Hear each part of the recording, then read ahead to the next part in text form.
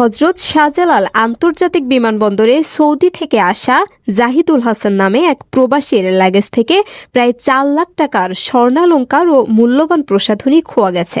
বিষয়টি নিয়ে কর্তৃপক্ষের কাছে অভিযোগ জানাতে গিয়েও কোনো প্রতিকার মেলেনি বলে জানা গেছে। ভুক্তভোগী জাহিদুল ময়মনসিংহের ঈশ্বরগঞ্জ উপজেলার বাসিন্দা।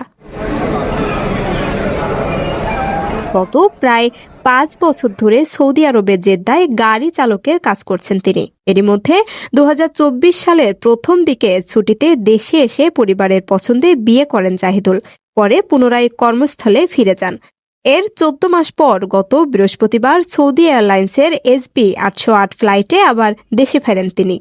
জাহিদুল গণমাধ্যমকে জানান, আসার সময় তিনি স্ত্রীর জন্য নিয়ে আসেন প্রায় ৪ লাখ টাকার সোনার গহনা, কয়েকটি মোবাইল ফোন এবং শৌখিন প্রসাধনী সামগ্রী। কিন্তু বিমানবন্দরে লাগেজ হাতে পেতে সন্দেহজনকভাবে অনেক দেরি হয় তার।